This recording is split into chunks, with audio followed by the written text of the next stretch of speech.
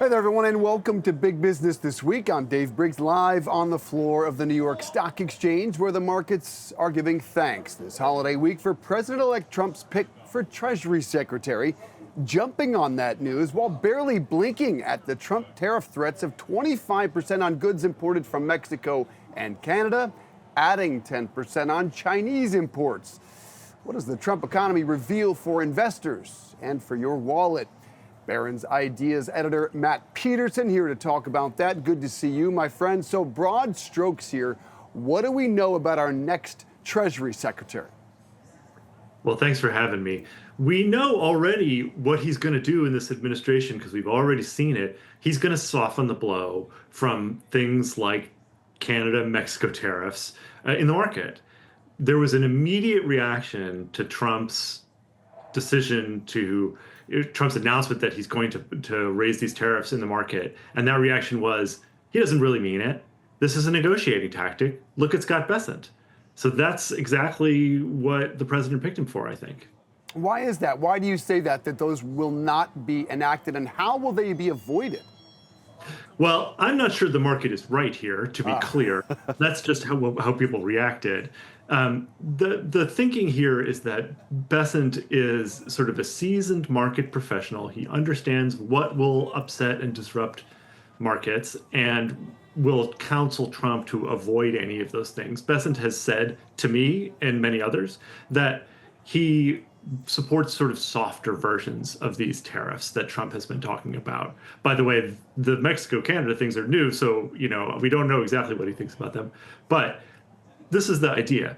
This is a guy who is going to come in there and tell the president-elect and the president when he takes office that, well, sir, you really can't mess with Canada-Mexico trade so much because there's huge economic stakes involved, and we should go a little bit slower on this. And I think we may see a little bit of that, but I would be cautious on assuming that anybody can really change Trump's mind on whether he really wants tariffs or not. I mean, entirely stopping the flow of illegal aliens, drugs, including fentanyl, is all but impossible. Maybe slowing it down could be. I'm curious, in your conversations with him, does Bessent strike you as a true Trumpian figure? Oh, absolutely. He is all in on Trump. He is 100% there for the MAGA agenda, and he will be very creative in trying to figure out how to execute the president's policies. Again, that's why I think it's worth, taking a moment to think before you really assume that Trump is going to soften his tariff plans because of what, one economic advisor is saying. I'm also a little bit skeptical that we'll fully get to these 25% tariffs on Mexico and Canada on day one. Trump clearly wants something out of these guys, but I think that the direction here is really obvious, right? Tariffs are going up one way or another. Boy, I tell you, the car industry is shaking in their boots. They're looking at a $3,000 to $5,000 increase on most U.S. automobiles. So Trump's true running mate and new BFF, Elon Musk, posted on X that Bessent was a business-as-usual choice. He added that business as usual is driving America bankrupt. He even urged his 200 million followers to tweet at Trump. Trump did not even react. What does that reveal to you? That Elon Musk does not have the final say on so many things. I mean, he's clearly extremely influential in the president's thinking. Just being in the room with Trump tends to be the most important thing for any of his advisors, and Elon is clearly in the room a lot of the time. He's been on these calls with foreign leaders and things like that. But no, he's actually struck out a couple of times on personnel choices, right? He favored Lutnick over Bessent. There are a couple of other picks where Elon, wanted somebody and Trump just went and did his own thing. So, Elon has a tendency to throw everything out in the world that he's thinking about, and clearly not all of it jives with Trump. But I don't think that means that he's not influential, right? I mean, I think, Elon will be a figure in our political lives here for quite some time, whether you like that or not. But as you know, those alliances with Trump, when you shine as brightly as he does, they never last. How long can this one go? Boy, that is the question. I just have no clue how long it will take for there to be conflict, but I am certainly confident that there will be conflict. These guys are going to butt heads sooner or later. They have differences of opinions on many things. Elon has tweeted that he doesn't like tariffs, right? Or suggested that he doesn't like tariffs. Trump's clearly going to do that anyway, right? Uh, they are going to go and fight at some point, and I think it's going to be fascinating when they do, because Elon is not just any other advisor. He's the richest guy in the world. He controls satellites and rockets and all these cars.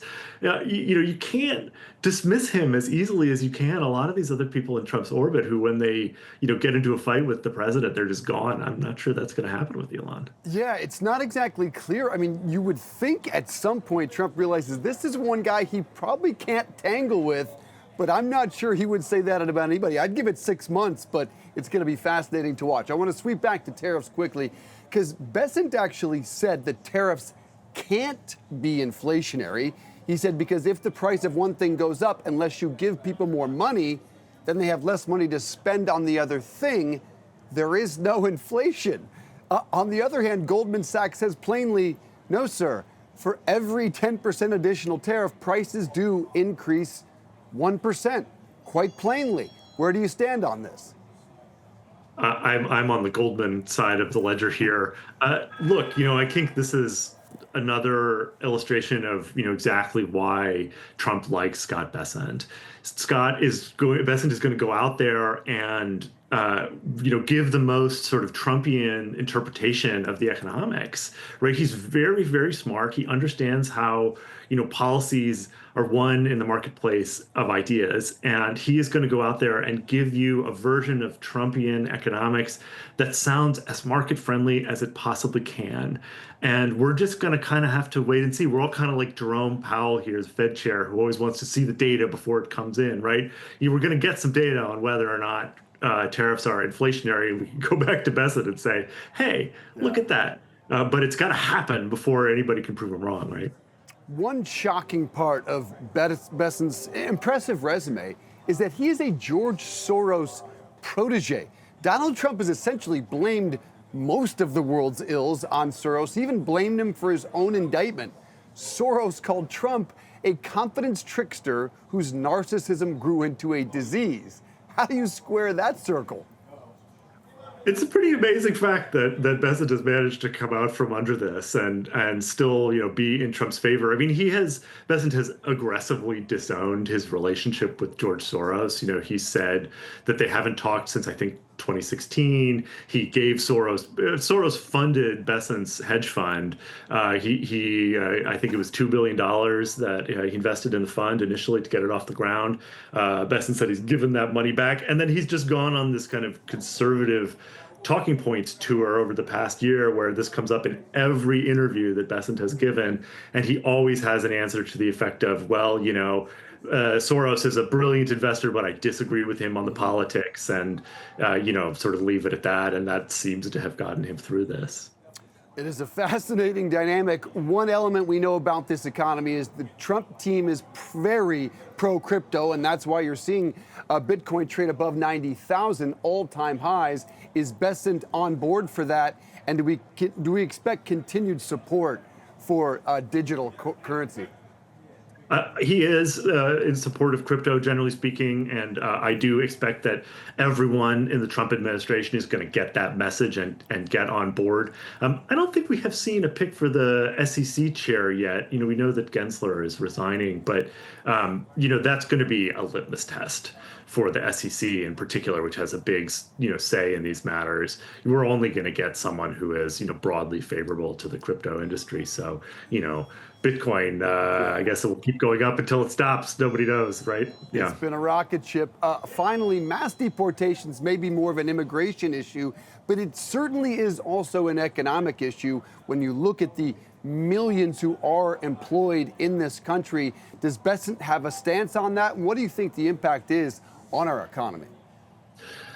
Well, again, I think he's sort of broadly in favor of it. I mean, his role, like I said, in the administration is going to be to kind of rationalize and explain what is happening rather than, sort of push back against some of these policies for Trump. I mean, that's just not what Trump wants. I mean, he may, we'll see. But look, I mean, these deportations are going to hit the labor force pretty quickly, right? They're going to, potentially put us back into that weird situation we were after the pandemic where there weren't enough jobs in certain industries. How does construction continue to boom if we don't have, the workforce that does it, right? I mean, you can raise prices, but raise wages, but I think, you're going to have some, immediate kind of labor shortages, stuff of the kind that we, have mercifully put behind us, right? And so this is yet another issue that the Trump administration is going to have to tackle. And I think that they're counting on having a strong economy out of the gate to kind of cushion a lot of these blows. So it may be a while before we really see any blowback to these policies in the economic sense. Yeah, no question. All right, good stuff from Matt Peterson, Barron's Ideas editor. Great to see you, sir. Thank you. Coming up, Americans are looking for the biggest and best deals this week beyond Black Friday. What you need to know about the state of small business ahead of Small Business Saturday. Welcome back to Big Business This Week. Black Friday sales will undoubtedly lead to a steady stream of Amazon brown boxes on your porch next week. But don't forget the little guy. Small Business Saturday is the following day, and small business is the backbone of America, employing about half our workers, generating nearly half of U.S. GDP.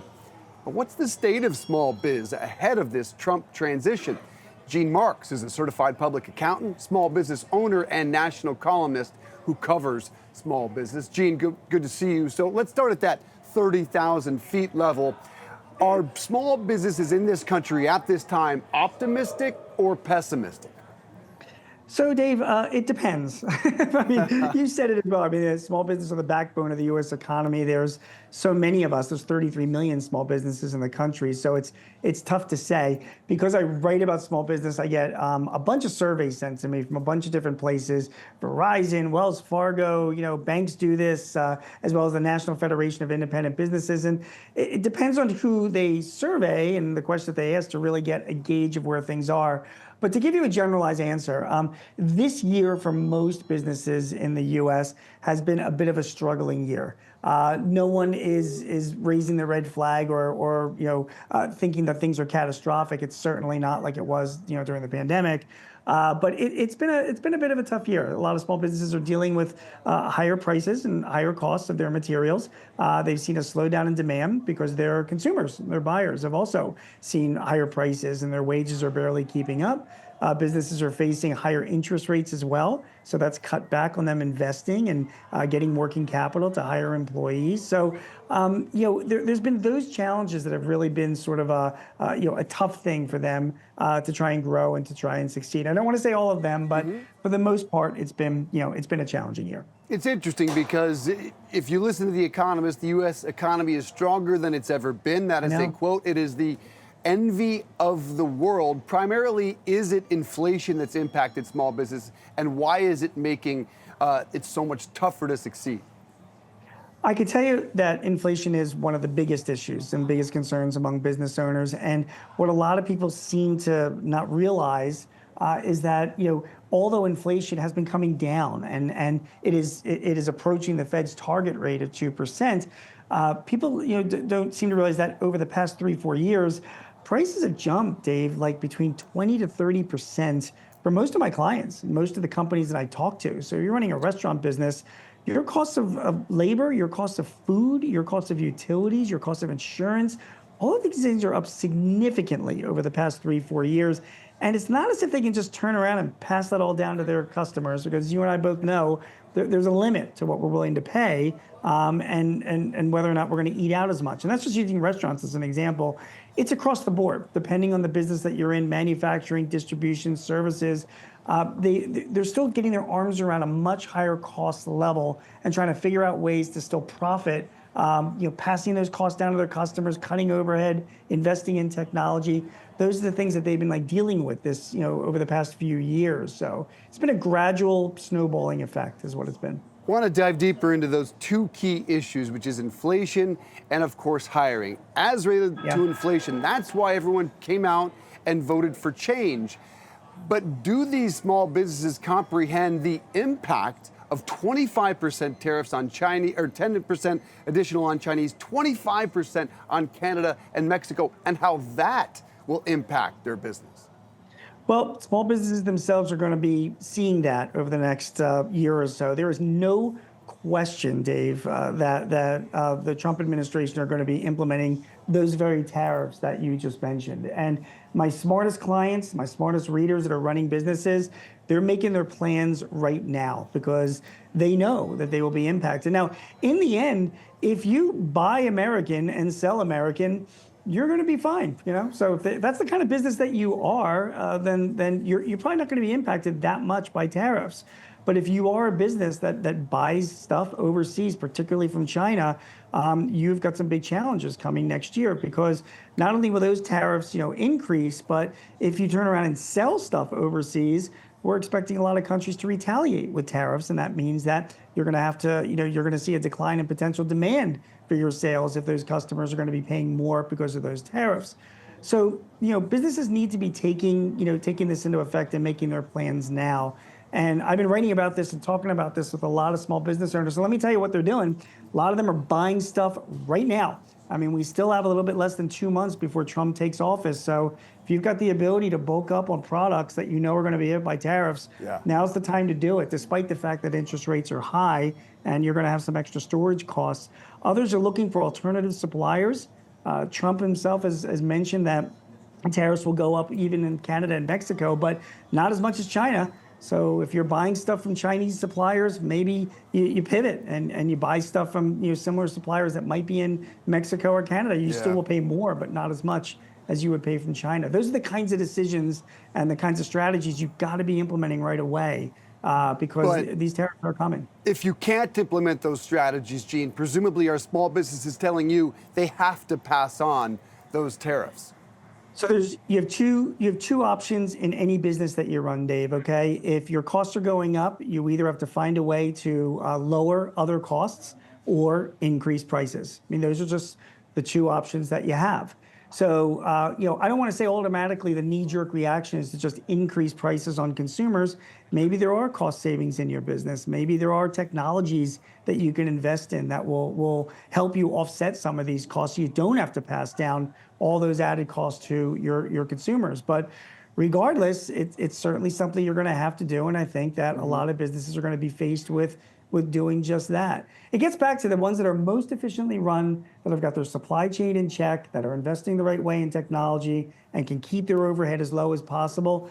Those are the ones that will be passing the less cost increases to their customers. And they're the ones that are actually going to win over their competitors, even in this era of tariffs. And there's the challenges of hiring, which you mentioned earlier. How difficult is it to hire right now? How much more difficult would mass deportations make it in a wide variety of industries, mostly small businesses?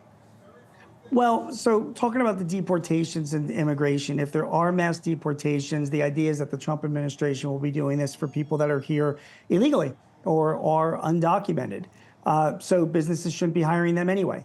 If I do hear from clients that are going to suffer from employing immigrants that are here illegally or don't have the right paperwork, businesses should have no reason to complain about that. But that's not reality. That's not reality. I mean, I've worked in a dozen restaurants.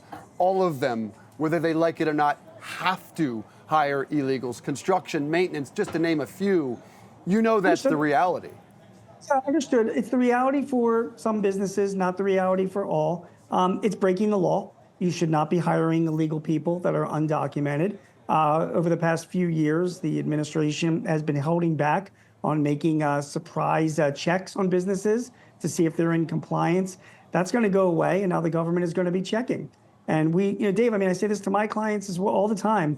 If you are employing illegal immigrants in your business, you are setting yourself up for a big problem, not just a financial problem, a potential criminal problem, and a public relations nightmare. So that's the issue that they have. And the other thing I can also say when it comes to immigration is I have many clients, Dave, that don't do that. They hire only legally documented people who are subject to fair labor rules. And because of that, they wind up paying them fair wages. And sometimes they lose jobs or work to their competitors that hire immigrants that are illegal, underpay them, and are able to undercut on their pricing as well. So for those businesses that are acting responsibly and legally, they're all behind, that kind of move to stamp down the foot on those businesses that aren't doing the same thing. Gene, Mark's been a great conversation. Really enjoyed it. Thanks so much. Coming up, the business you may have missed this week includes how Warren Buffett is planning on giving away his massive fortune. Welcome back to Big Business This Week. Time now to bring in our friend Peter Green for the business you may have missed this week. He writes the Big Business This Week newsletter. Good to see you, sir. Let's start with the price of turkeys on everyone's mind this Thanksgiving week. Where are they headed this year, and what does that mean for Christmas? So surprisingly, the cost of turkey is down since last year. It's all up since before COVID. But that's because of that out of control inflation, supply chain disruption, and frankly, price gouging that went on during the shortages. But Thanksgiving dinner, according to the American Farm Bureau, which has this really cool thing where they send people out in every state to go shopping for the fixings for Thanksgiving dinner, they said it's down about 8.7% since last year, and the price of turkey itself is even down. How well does that bode for the overall direction of inflation? Well, inflation's down. It's down to about 2.6% right now. And the real drivers of inflation now are not so much what's in your shopping cart as people are getting paid more. That plus interest rate on mortgages is keeping things high. But food prices generally are down about 1.1%, up 1.1% from last year. And a lot of things are going down because of supply chain issues, because of a good growing season, because there's no avian flu this year for eggs and chicken, and by extension, turkeys. Of course, there is the looming threat of those tariffs, which could change that entire game. All right, let's talk Warren Buffett, also down slightly to a meager $150 billion. The Oracle revealing how he's leaving behind his massive fortune after he dies. What did he tell us? Well, Warren Buffett was born poor and he wants to die poor. He's worth $150 billion now. That his investments put him up $30 billion this year, but I think the whole thing is down from over 200 that he was before he started giving away his wealth. He gave a ton of it to the Bill and Melinda Gates Foundation, which was mostly focused on global health, fighting malaria, that kind of thing. Now he said he's given away another $1 billion in the last couple of weeks, some of it to foundations run by his kids, but he's concerned that his kids, who are themselves in their 70s, he's 94, aren't going to be around to spend all the money that he wants to give away. But Buffett's been really clear. He wants his family, by the time he dies, he and his family are going to have given away 99% of their wealth, which is just astounding. And it's all gone to good causes, solving things that aren't otherwise getting fixed. Yeah, Buffett writes, Father Time always wins, but he can be fickle. He's always been a bit reserved in terms of giving much money to his kids. Is he opening up that purse string a little bit? Doesn't seem so. And the kids are doing perfectly well, frankly. If you've got a couple of $100 million, you're not really wanting for anything. I think what he's done is made his kids responsible for giving away his fortune. Our thanks to you, Peter Green. Check out his newsletter, Big Business This Week. That's going to do it for us this holiday weekend. Enjoy your time with your family and friends, but don't go away. Much more Cheddar up next.